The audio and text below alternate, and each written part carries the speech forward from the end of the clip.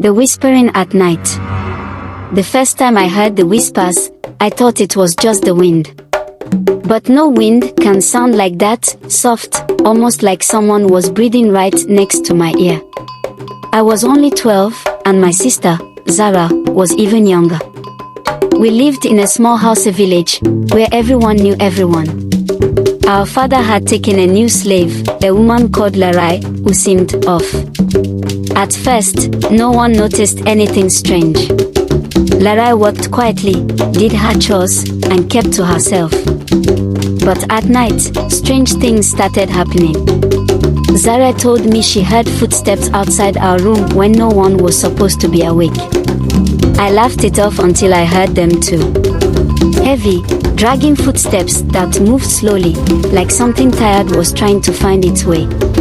One night, Zara woke me up, her small hands shaking me. I saw her, she whispered, her voice trembling. Lara was standing by the door, just staring at us. She wasn't moving. She just watched. I didn't believe her. I told her she was dreaming, but deep down, I knew something was wrong. The next day, I tried to avoid Larai, but she found me. She looked at me with those empty eyes and said, "You should watch your sister more closely. Sometimes, people disappear." Things got worse after that night. Zara started acting strange. She wouldn't talk much and stayed close to me all the time. I asked her what was wrong, but she just shook her head.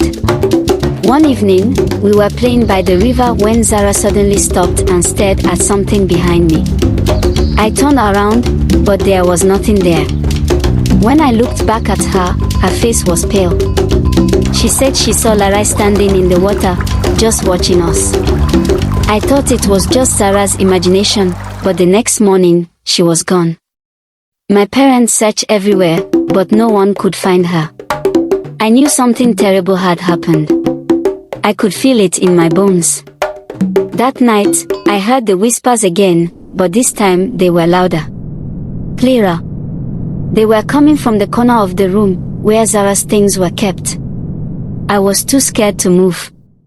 I just lay there, my heart pounding, listening to those horrible sounds. Then I heard a voice, low and raspy. "She's with me now." The next day, I couldn't take it anymore. I confronted Larai. She was in the kitchen, cutting vegetables, and when I walked in, she didn't even look up. I felt a chill run down my spine. "Where is Zara?" I demanded. She finally looked at me, a twisted smile on her face. "Your sister is in a better place. You should be thankful." My hands were shaking, but I didn't back down. "What did you do to her?" Larai put down the knife and walked towards me slowly. "Your sister wanted to play with me, but she couldn't keep up. So now, she's resting."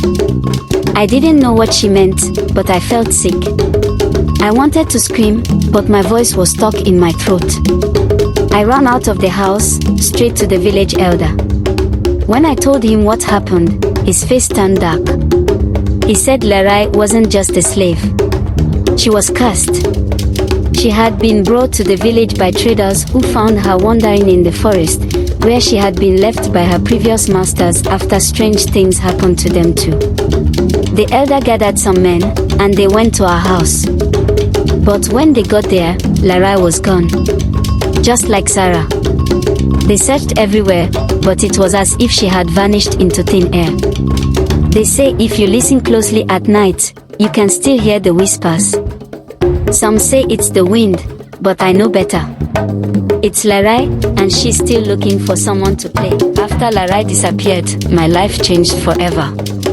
My parents were devastated, and the village was on edge. No one wanted to talk about what had happened, but everyone felt it, the darkness that lingered.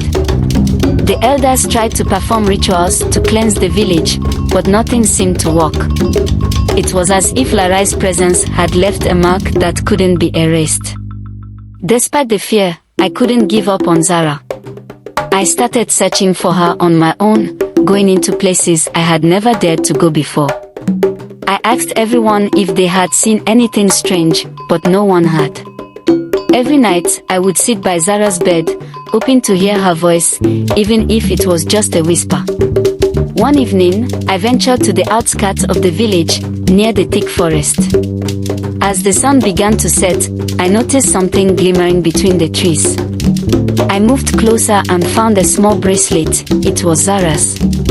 My heart raced as I picked it up. I knew I was getting closer, but I also knew that whatever took her was watching me, waiting. The forest was a place we were always one to avoid.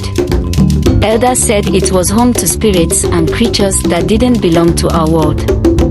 But I didn't care anymore. I had to find Zara. That night, I decided to enter the forest. I waited until everyone was asleep, then I slipped out of the house and headed towards the trees. The deeper I went, the darker it became. The trees seemed to close in on me, and the air grew thick. I could barely see anything, but I kept moving forward, driven by the thought of Zara. I started hearing things, twigs snapping, leaves rustling. I knew I wasn't alone. Then I saw it. A figure, barely visible through the darkness, moving slowly among the trees. I froze, but the figure turned towards me. It was Larai. Her eyes glowed in the dim light, and she smiled that twisted smile again. "You shouldn't have come here," she said softly. Before I could react, she vanished into the shadows. I knew then that this was no ordinary search. I was dealing with something far more dangerous than I had imagined. To be continued in the next episodes. Please subscribe and likes for more videos.